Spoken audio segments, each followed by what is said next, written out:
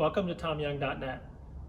I realized the other day that I had every version of the Ferrari 330 at my shop. So I wanted to go over some of the differences. Vintage Ferraris all start out with a number designation, and that number designation is based on the displacement of the engine. Real quickly, the 330 represents the displacement of one cylinder, 330 cc's.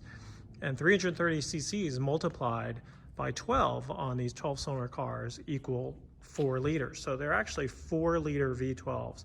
But the model designation is told from the letters after the 330. So this one is a 330 GT 2+2, which means that it has 4 seats.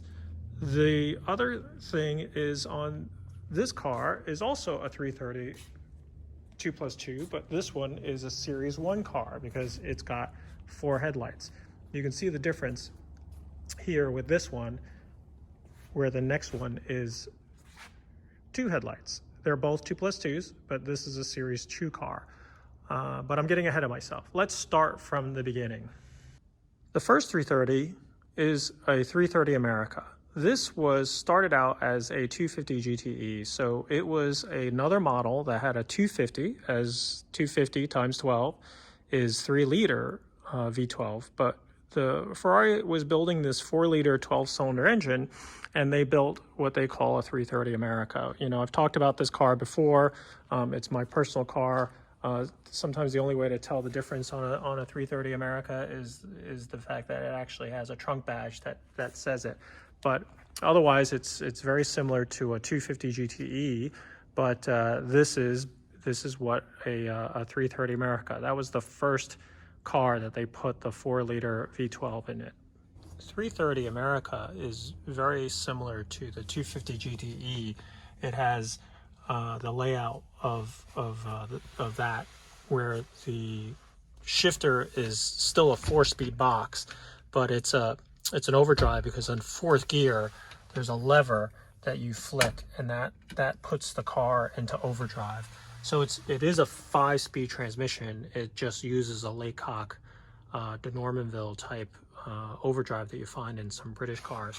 It also has floor hinged pedals, so the master cylinder is below the floor of the car, where it's a single circuit master cylinder, and it's run with a booster and kind of a little bit older in design, single circuit. But the engine is the 330 engine stuffed into this engine compartment that would have originally had a 3-liter V12, but the 330 America took the 4-liter and stuffed it in here. Continuing with the 2+2 theme, after the 330 America, which only 50 of those cars were made, what Ferrari really was getting ready to build was what they call the Series 1 330 GT 2+2. This car is one of these cars that wasn't loved by a lot of people because of the way it was designed with the 4 headlights. Mid-60s, early 60s, it was a design look, and at the time that was what Pininfarina thought was, or did, as cutting edge design. Pininfarina has always been on the cutting edge of design, and sometimes their designs are good, and sometimes they're not so great. And so I don't blame them for making this design with the 4 headlights, but it was something that just wasn't as popular as people wanted.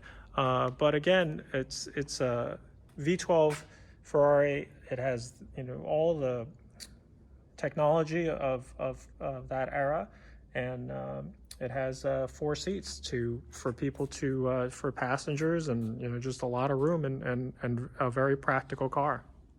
The dash on this car is a little bit different. It has a wood dash, still has a layout with the shifter and where it's underhung pedals as well.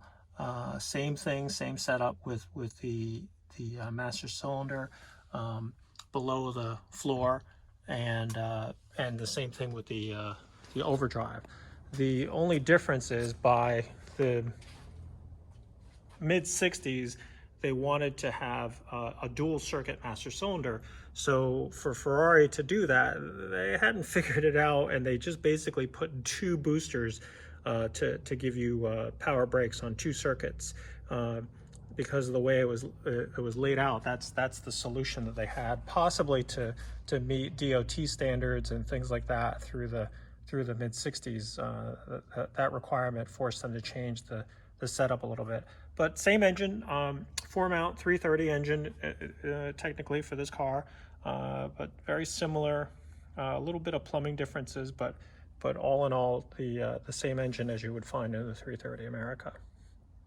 From the 4-headlight car, Ferrari built about 500 or so of the 4-headlight cars, and eventually they redesigned the front end of the 2+2 and gave it the 2-headlight look. So this car is considered a Series 2 330, same 4-seat layout, but redesigned front nose. This was probably about 1966 or so. Just to go back, this is 1964, and the 330 America would have been, you know, a design that was older, dating back to the early 60s, but came out at around 1963. But this is a Series 2 330, same thing, 2+2 layout, and you know, very practical family car. This car starts to change again. It's still got the wood dash as they had, but now what we have is we have a full, true 5-speed transmission. So no more flicking of an overdrive switch or anything like that. It goes into 5th gear, up and over, and that's 5th gear. So it made it a lot easier. The other thing it did on these cars is they switched to, as they say, underhung pedals. They changed this because they changed the way the brakes work. What you'll see on this car is the brakes look a lot more common to what we see in a modern brake system, where the master cylinder is up top. It's operated by a hinge in the pedal box, and operates it as a normal way. That way you're boosting it one time, and the reservoirs are all up top, very similar to, you know, what you would see today. And the engine compartment is the same displacement, same cams, same power output of the 330. This engine started to change a little bit. What they went to is what they call a two-mount engine, same displacement, same architecture, except for the way the cast of the block was to mount it differently. There was vibration issues, all that other stuff that they changed to try to chase some of these things. But this is another another 330 engine. Moving on, so the 330, you'll see the similarities of a 330 GTC. This is the 2-seater version. Right now it's up in the air because I got the wheels out for refinishing, but it has certain lines that are very similar to the Series 2 car.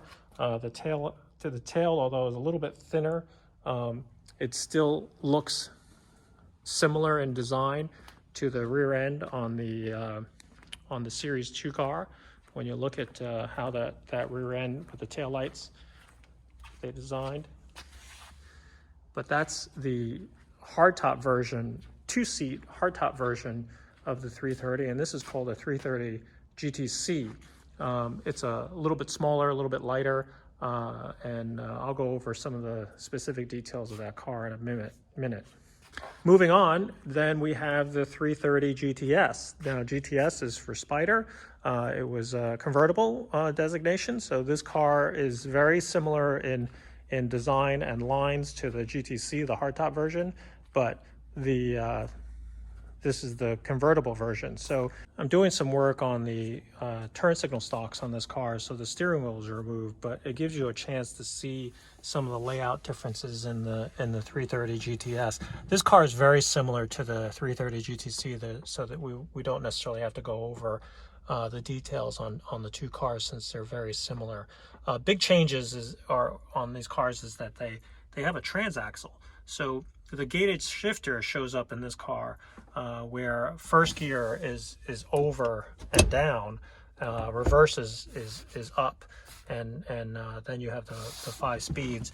That gated shifter is to locate the shift mechanism, because the transaxle is now in the back.